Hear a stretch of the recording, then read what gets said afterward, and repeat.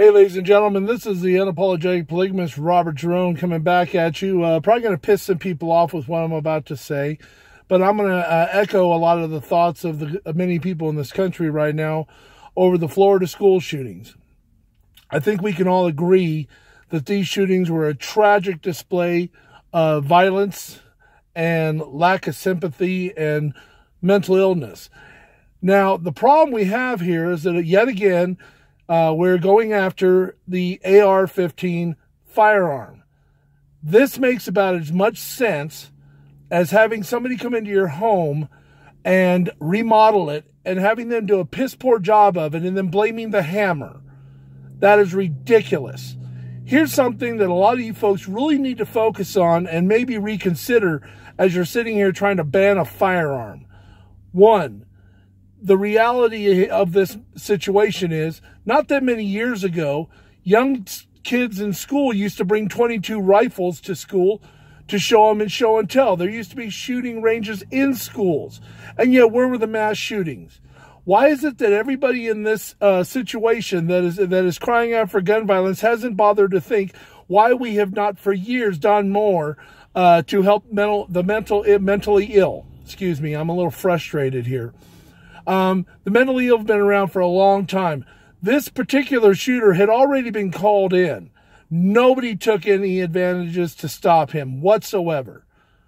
Secondly, where did we get the idea that by putting little placards or stickers on the windows or placards on the outside of the school was going to make our children safe? Really, people, are you serious? After the first school shooting, why didn't any of these schools that supposedly cared about our children so much put metal detectors in the open doorways? Why is it we are so hell-bent on not allowing for teachers to be armed in the schools to protect our children, but we supposedly want to care about our children by defending them against one firearm? I mean, honestly.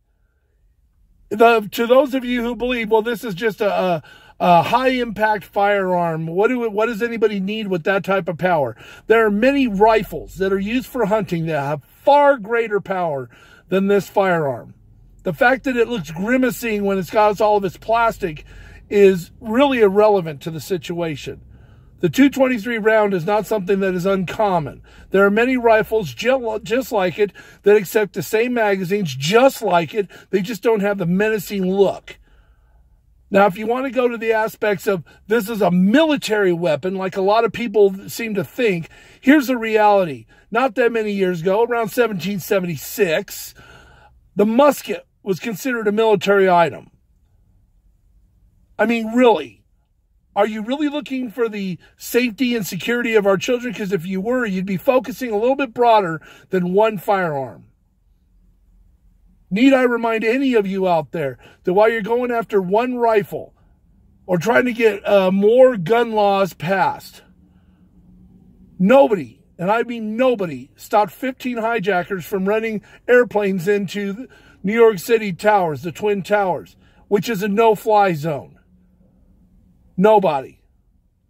Your little placards, your little protests, you're using these students now to push your agenda is pathetic. The parents of these students should be checked out for mental illness on their own. These children really have no idea what's going on. And yet you have them out there in front of the cameras like they're your bobbleheads. It is disgusting. If you truly believe that outlawing or removing guns is going to change the violent hearts of some people, then you're more moronic than you deserve to be. You're more, I'm just so mad. Then you're more of a moron than most of us give you credit for. The reality is, the devil himself doesn't need a firearm. He doesn't need a missile. He doesn't need a hand grenade. He doesn't need a car packed with explosives to do his will. All evil needs to do bad things is opportunity. And every time one of these situations happen, it happens in a gun-free zone. Yes, a gun-free zone. While you're taking guns away from people that aren't even doing anything. 300 million firearms in this country. If we really had that big of an issue with gun violence, there'd be blood in the streets deeper than your ankles. But no, you're going to go after the lowest common denominator because you can't see yourself attacking the real culprits of the situation. We need to take a real good look at who we are, people. Take the guns. Do what you will. Keep in mind that out of all the guns that were confiscated by a buyback in Australia, over 70% of them never came back. You know why? Because even people in Australia are not dumb enough to give away their firearms. And even if you take the guns all away, every one of them, the criminals will still have them. The insane people, those with mentally ill conditions, will find another way. So what do you plan on banning next? You plan on banning gasoline? You plan on banning diesel fuel? Because I'll tell you what, you fill up a truck with diesel fuel and you run it into a building with a couple of sticks of dynamite, you got a hell of an explosion. So let's ban big trucks. Let's ban everything. It's a moronic way of getting justice and getting things done. And to allow the media, allow our congressmen and women, and everybody in charge of this whole debacle to run things instead of using common sense and common decency, all we're doing is moving backwards.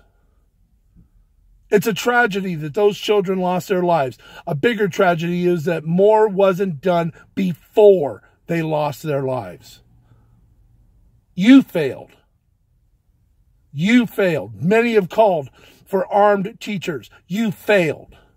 Many have offered ex-military, retired military, ex-police officers there. You failed.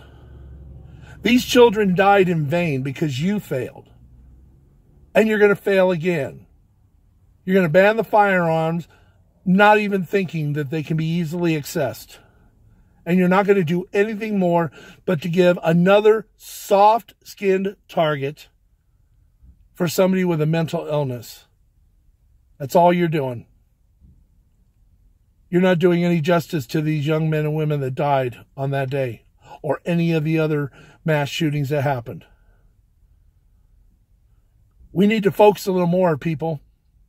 We've got our young people confused about whether they can be a boy or a girl. We've taken God out of schools. We've given the government control of raising our children, and we look to the president, one man, to be our moral compass because we're too stupid to do it ourselves. Unless he denounces something bad, oh my Lord, then I guess it's not really considered bad until he does it. And so we cry and whine that he should go off and do it for us. What stops each of us from being civilized human beings? And then you bitch about the government being in your business while you invite the government to be in your business. Raise your kids right. Protect those children. Teach them to be suspicious of strangers. Arm our teachers or put guards in schools. Stop attacking the tools. Attack the things that created the menace to begin with. I wonder how many of you even bothered to ask or write a letter to Quentin Tarantino as he makes gun shows that glorify violence. And I listen to stuff, but how about gangster rap? How many of you are protesting gangster rap? Oh, wait, it might be considered racist. Violence is violence, people. We glorify it every day. But we're going to attack one firearm because that is the root of all evil. This is why our country is falling apart. This is why we have issues in this country. Because we're so easily led by the nose at every situation instead of looking at it at its full face value. There are many things that can be done about the violence, the mass shootings and things like this. But removing a firearm is not going to do it. All you're going to do is remove a firearm until the next firearm comes along. There are plenty of people out there that could have 6 or 7 handguns and enough magazines to start a war all over their body and could do just as much damage if they had the accuracy and ability to shoot. But of course, you wouldn't think that through. We've got to attack this one firearm. Your common sense measures of gun control have no common sense. If we really want to protect our kids, we better think outside of the box here. And stop going with it, whatever situation, whatever idea is pushed by the mass media.